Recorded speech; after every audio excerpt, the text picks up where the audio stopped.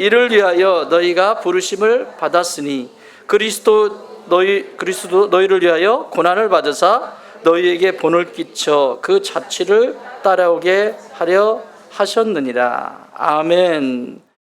저는 소개받은 대로 캄보디아에서 이제 만 7년 사역하고 안식년을 이제 맞아서 이제 미국에서 논문 쓰고 이제 이렇게 귀한 시간에 은혜의 시간을 마련하고 이제 다시 마치고 왔고요. 이제 다시 이제 다음 주에 이제 돌아가게 됩니다. 저희 아이들이 이제 3명 있고요. 근데 첫째, 둘째는 또 이제 벌써 컸다고 안 따라다니려고 그래가지고 막내만 이렇게 데리고 왔습니다. 귀한 시간 내주셔서 너무 감사합니다. 어느 날 이제 오늘 이제 베드로에 대한 이야기로 우리를 조금 돌아보고 하나님의 마음을 좀 우리 나눌까 합니다. 어느 날 하나님께서 제자들에게 물었죠. 사람들이 나를 누구라 하느냐 물었어요.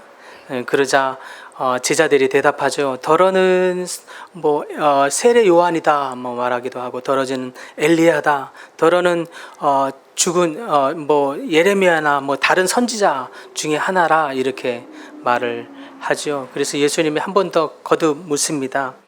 그러면 너희는 나를 누구라 하느냐, 너는 나를 누구라 하느냐 물었죠. 그러자 시몬 베드로가 대답합니다. 우리가 다 아는 것처럼 뭐라고 대답하죠? 주는 그리스도시요 살아계신 하나님의 아들입니다 라는 놀라운 고백을 하게 되죠. 하나님이 그 고백을 들으시고 너무 기쁘셨나 봐요. 너무 기쁘셨던 나머지, 와, 이것을 알게 하는 이는 네가 아니라 저 하늘에 계신 하나님의 아버지다 라고 하면서 그 하나님이 알게 하시는 그 지혜에 따라서 네가 나를 알았구나, 하나님이 너무 기쁘셔가지고 그 고백을 받으셨죠. 그러시고서는 하나님이 그 고백을 받으시고는 너무 기뻤는지 그냥 내버려 두지 않고 축복을 해줘요. 그러면서 네가 하늘에서도 물면 하늘에서도 묶이고 네가 풀리면 땅에서도 풀리고 하늘에서도 풀리고 하는 하나님의 천국 열쇠의 비밀을 천국 열쇠의 그 축복을 하나님이 하시죠. 그뿐만이 아니에요. 또 축복하시기를 내가 너의 이름 위에 네 반석 위에 하나님의 교회를 세우겠다라고 하는 놀라운 하나님의 축복을 하시죠.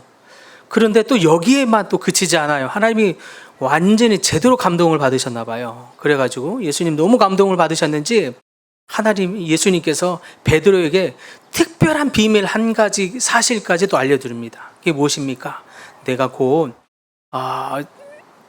하나님 나라의 그 영광, 목적, 영혼을 구원하기 위해서 십자가에 죽으실 것과 3일 만에 다시 살아나실 것에 대한 비밀을 처음으로 제자들에게, 또 특별히 베드로에게, 수제자 베드로에게 비밀을 알려주죠. 이런 특별한 하나님의 그 축복을 베드로가 받게 되는 거예요.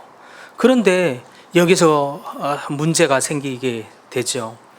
하나님이 너무 감동을 예수님께서 받으셔가지고 진짜 축복을 왕창, 특별히 베드로에게 왕창 쏟아주고 있는데 그게 오히려 베드로에게 문제가 생겨버렸어요.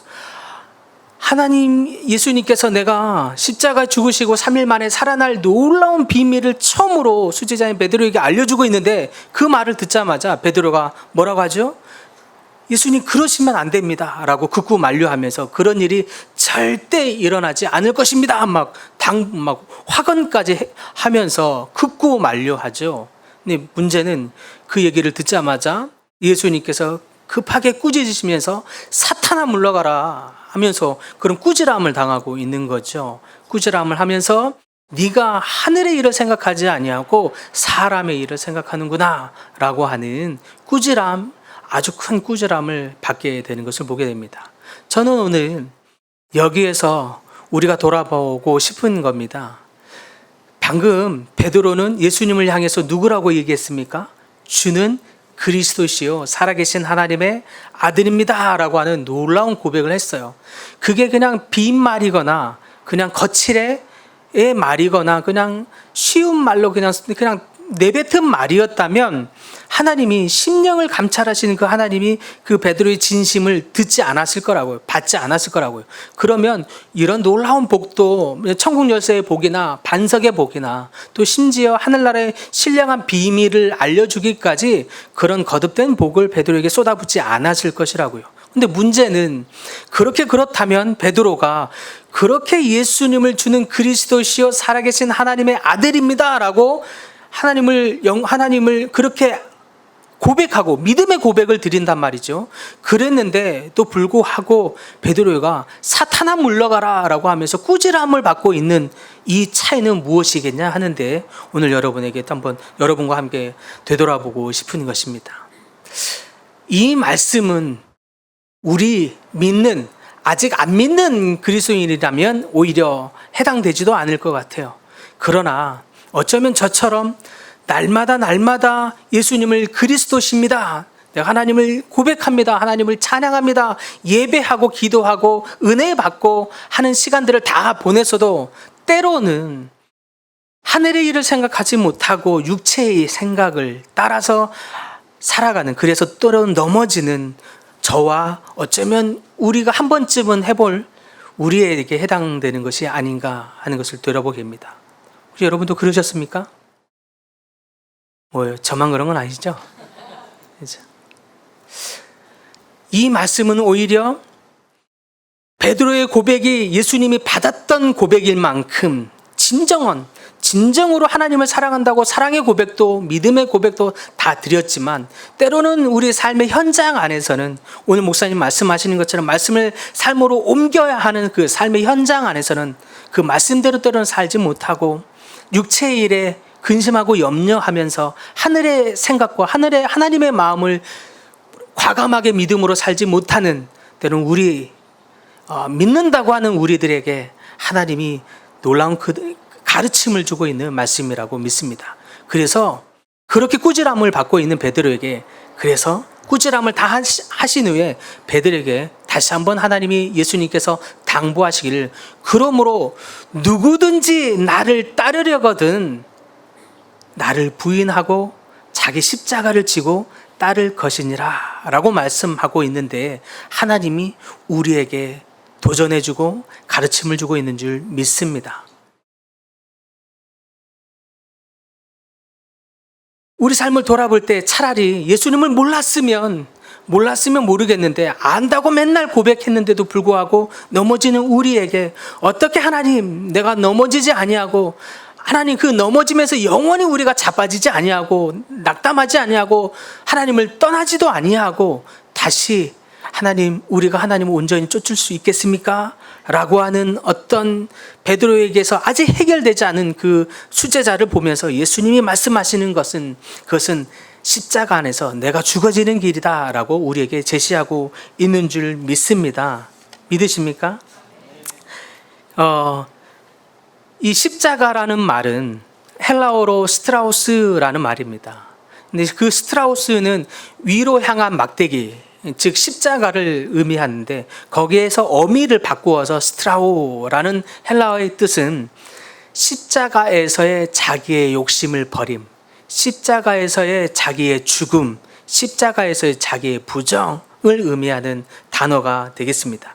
그래서 결국 예수님이 우리에게 때로는 예수님을 진정으로 믿는다고 믿음의 고백도 드리고 은혜도 받고 예배도 드리는 우리지만, 때로는 여전히 육체 안에 갇혀서 때로는 온전히 깨어지지 않는 자로 인해서 넘어지고 자빠지는 우리 믿음의 연약한 우리 사람들에게 하나님이 제시하는 비결은 결론부터 말하면 십자가 안에서 내 자아가 깨어져야 한다라고 말하는 그것이 십자가의 영성이요, 미랄의 영성이다, 자기 부정의 영성이다 라고 주님이 우리에게 결론과 같은 제안을, 가르침을 주고 있는 줄 믿습니다. 믿으십니까?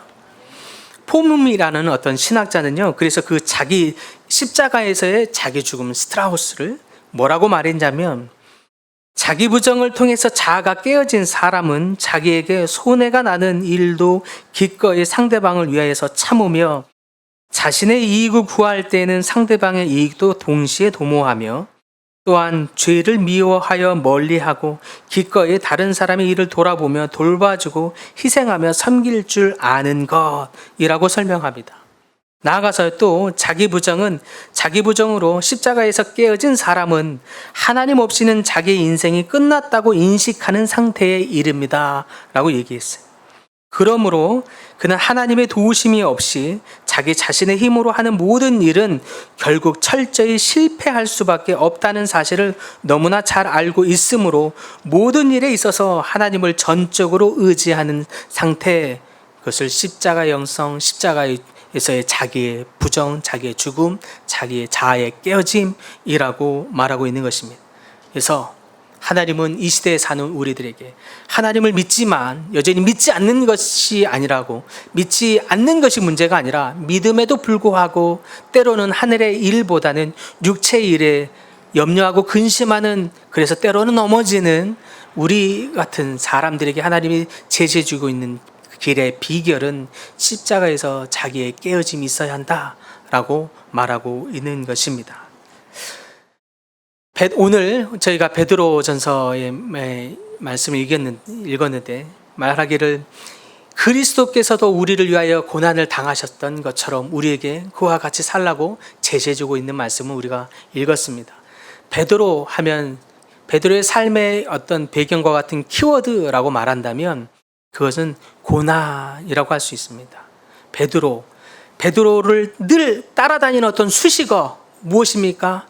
예수 그리스도를 십자가의 그 고난 앞에서 모른다고 3번 부인했던 사건. 그래서 베드로 하면 베드로의 삶에 아킬레스건 같은 것이 있다면 그것은 고난 앞에서의 무서워서 벌벌 떨면서 예수님을 모른다고 했던 그 부인의 사건. 베드로 고난, 그 고난 안에서 예수님을 모른다고 부인했던 것. 심지어 예수님께서 베드로의 그 연약함을 아시는 거로 우리와 같이 믿는다고 고백했음에도 불구하고 육체의 일을 쉽게 하는 저희와 같은 성질을 아셨는지 비밀까지, 그 비결까지 베드로에게 제시해 주셨어요. 자기를 부인하고 십자가에 죽으라라고 하는 비밀을 알려주셨어요. 그럼에도 불구하고 우리가 알고 있는 것처럼 베드로는 어떤 일이 있었습니까? 십자가에서 예수님을 모른다고 부인했단 말이에요. 그 이후에 예수님을 가장 가까이에서 따라다녔는데 그렇게 가장 가까이에서 모든 기사와 이적을 다 보았음에도 불구하고 예수님을 결국 모른다고 부인했던 거죠. 사실 예수님을 모른다고 부인했던 사람이 베드로만입니까? 그렇지 않죠. 가룟 유다는 심지어 팔기까지 했어요. 그러면 가룟 유다와 베드로의 가장 큰 차이는 무엇이겠습니까? 아니 사실 그거는 베드로나 가룟 유다나 가장 큰 차이는 죄의 크기에 있지 않아요. 그건 오해인 것입니다. 하나님이 안타깝게 여기는 건 베드로가 더 적은 죄였기 때문에 은혜를 받은 것이거나 가룟 유다가 더 큰 부인과 팔기까지 했기 때문에 베드로가 저주를 받은 것이 아니라 오히려 베드로나 가룟 유다나 자기의 야망이 있었던 건 똑같았죠. 그래서 예수님이 갑자기 십자가 죽으신다니까 그것이 베드로에게는 용납이 되지 않은 것이에요.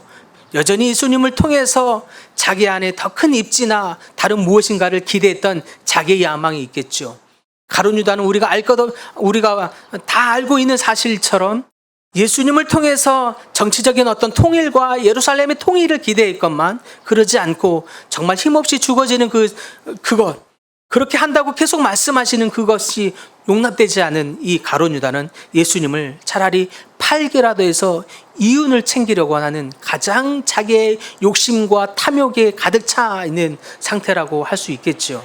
사실은 베드로와 가룟 유다뿐만이 아니죠.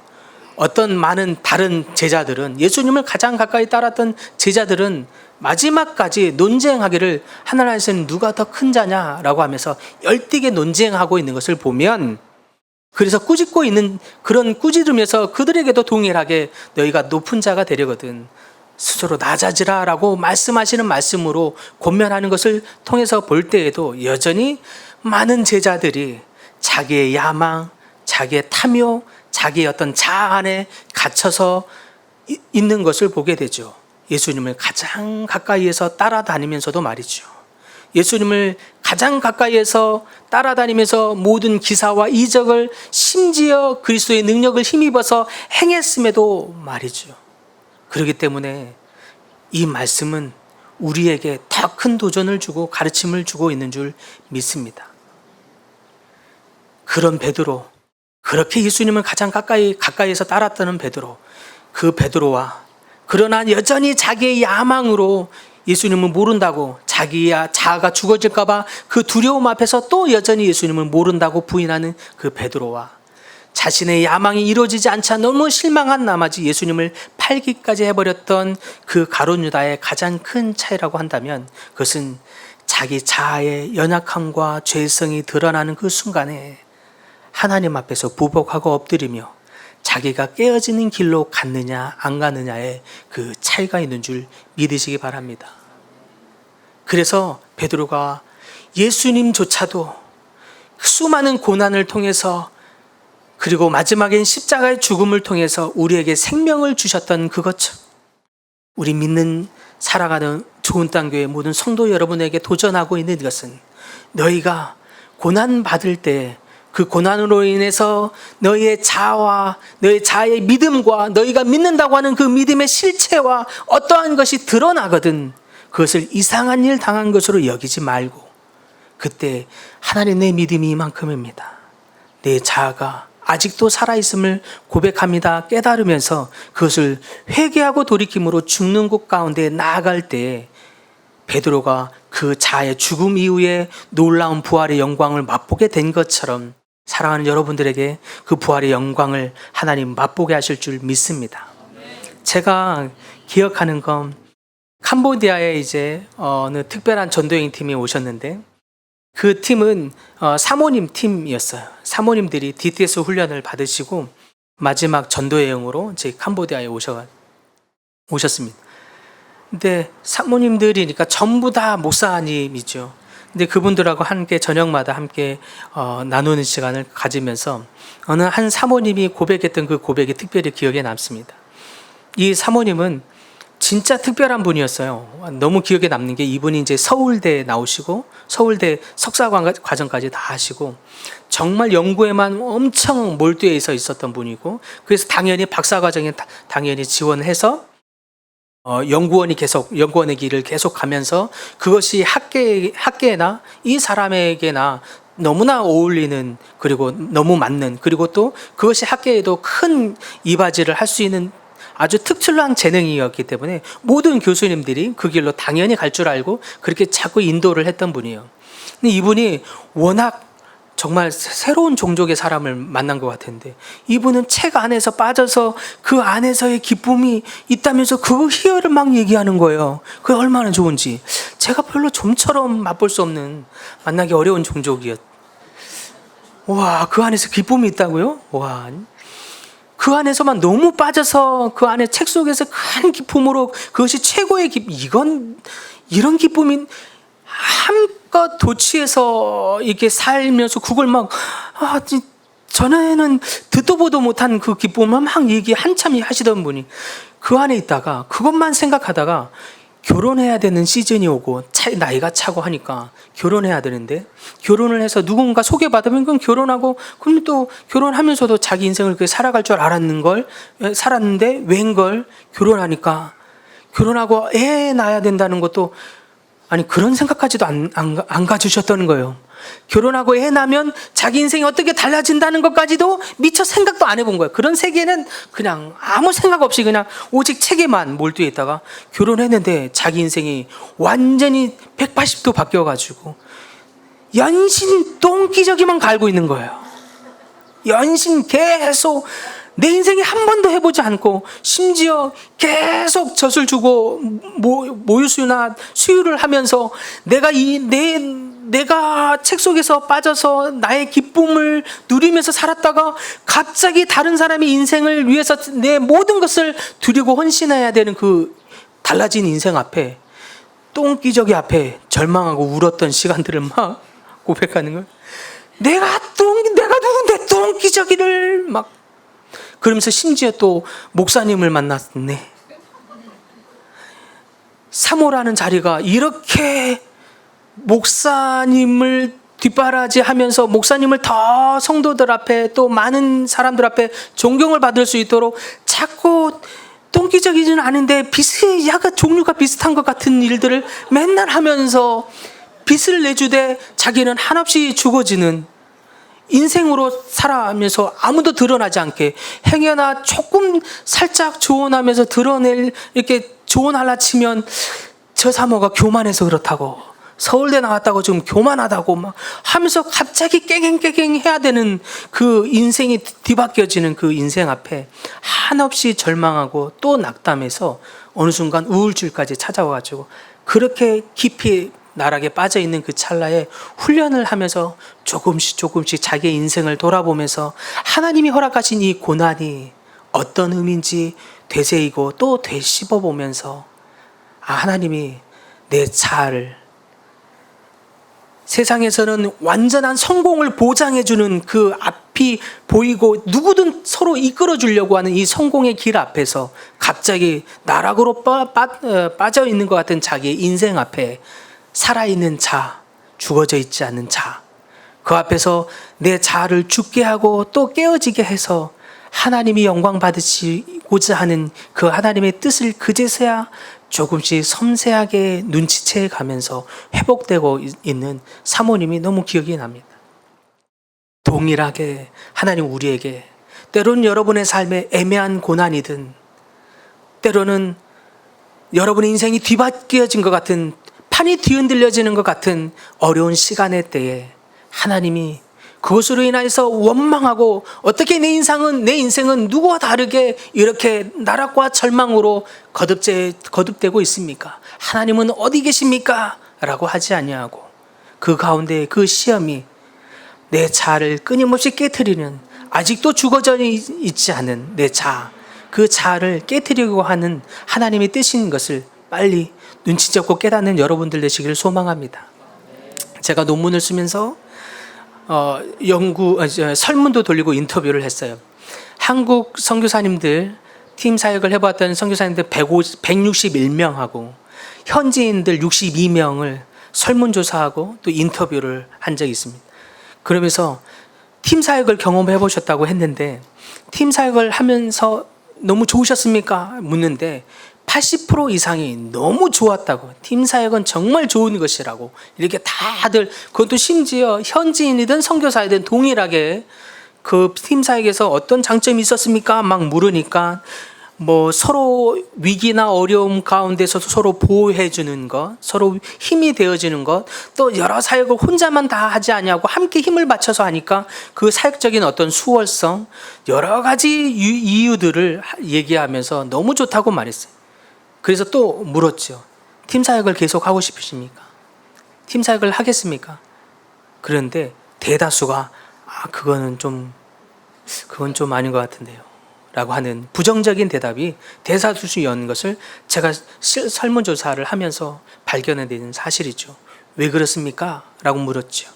갈등 때문에, 관계 안에서 생기는, 사역으로 인해서 생기는 갈등, 관계 때문에 생기는 갈등, 자녀의 문제 때문에 생기는 서로의 갈등, 이 갈등 때문에 너무너무 팀 사역이 너무 좋은 줄 알겠는데 그거는 너무 계속 하는 것은 너무, 실제로 캄보디아에서, 제가 사역하고 있는 캄보디아에서 팀 사역을 하고 있는 팀 중에 가장 오래된 팀이 저희 팀인 거예요. 이제 만 7년 지나고 이제 8년 차인데 40대 중반의 젊은 사람들이 모여있는 이 팀이 가장 캄보디아에서 팀 사역을, 또 심지어 수평적인 구조로 팀 사역을 하고 있는 가장 오래된 팀이라는 것에 제가 조사하면서 더 충격이 다 받은 거죠. 그런데 팀 사역을 해보셨습니까? 정말 의외로 많은 분들이 팀 사역을 시도하셨고 해보셨다는 것에 또 놀라기도 했어요. 그럼에도 불구하고 팀 사역이 너무 어려워서 속된 말로 한국 사람은 구멍가게를 해도 내 이름으로 해야 되는, 이런 또 자안의 그런 어떤 야망과 자기의 어떤 자기 중심으로 하고자 하는 어떤, 결국에는 걸리는 건 선교의 효과적인 어떤 방법이 있음에도 불구하고 여전히 선교를 어렵게 하는 건 내 갈등이나 어떤 이름이나 명성이나 할 것 없이 전부 다 내 자아 안에 걸린다는 것을 보게 되는 거죠.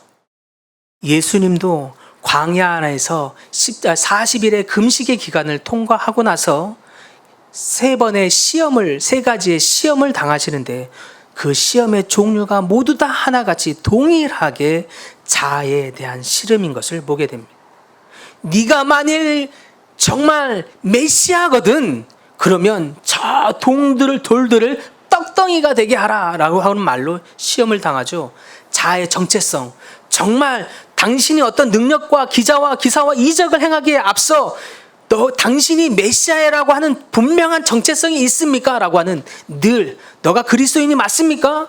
그리스도인이라면 하늘을 보이고 하나님을 보이고 능력을 행하며 그러면서 늘 자기 정체성에 대한 도전을 하고 있는 것을 보게 되는 거죠.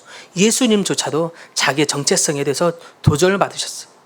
그리고 떡덩이가 되게 하라고 하면서 여전히 돌을 떡덩이가 되게 하는 단순한 이적이 아니라 그것을 행할 수 없는 하나님의 그 힘이 없는 능력 때문에 어려운 것이, 행하지 않은 것이 아니라 자기의 야망을 채우라.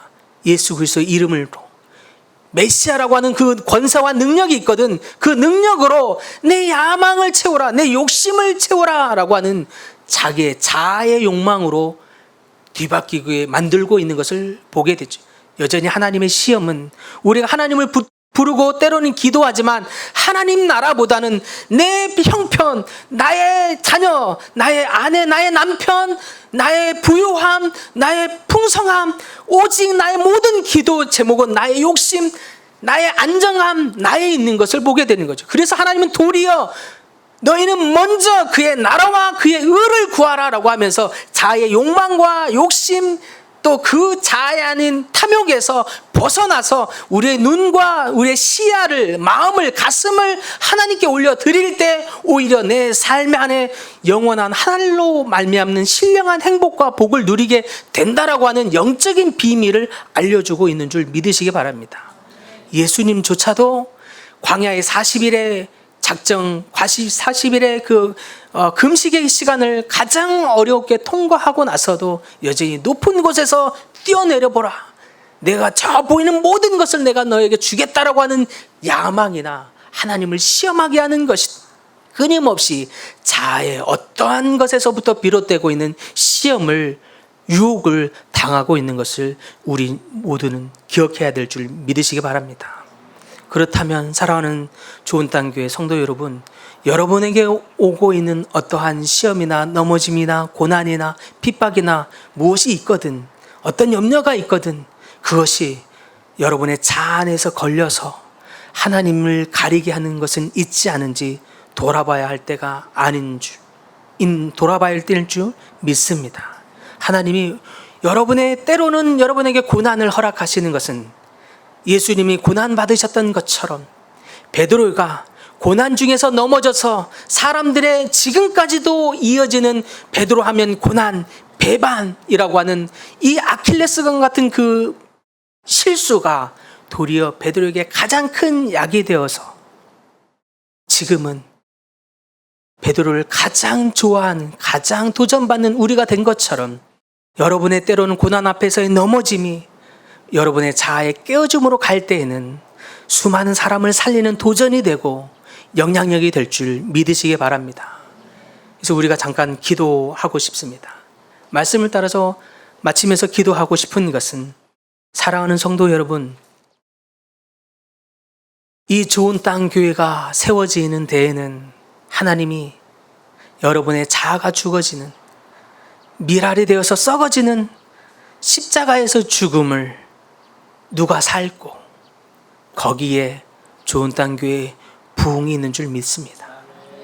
누가 이 하나님 나라를 위하여 밀알이 되어 자기의 죽음을 감당하며 내가 깨어지는 그 길을 마다하지 않냐고, 밀알이 되는 그 길에, 십자가의 그 죽어지는 그 길에 앞장서며 나아올고 주님이 찾으시는 줄 믿으시기 바랍니다.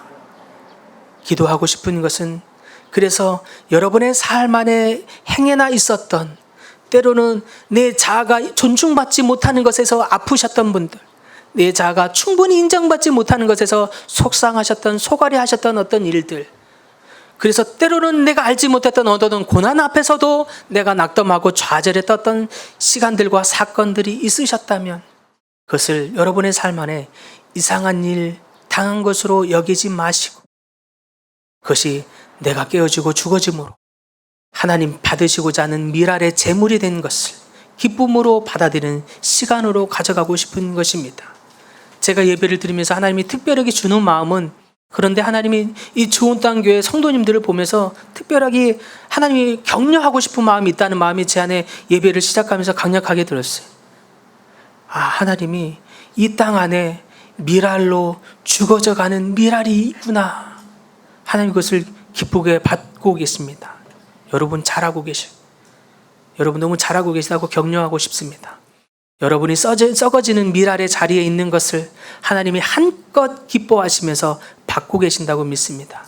하나님이 여러분의 미랄이 되어가는 그 인생 앞에 하나님이 은혜를 부어주시기를 원하신다고, 그래서 격려하고 싶다고 하나님이 저에게 강한 마음을 주셨습니다. 사랑하는 성도 여러분, 우리가 더 깊이 썩어지는 그 길을 선택합시다. 그래서 하나님이 나를 따르려거든 누구든 자기를 부인하고 자기 십자가를 지고 따를 것이라고 말씀하시는 그 주님의 부름 앞에 응답하는 시간 잠깐 가지시면서 나아가십시다.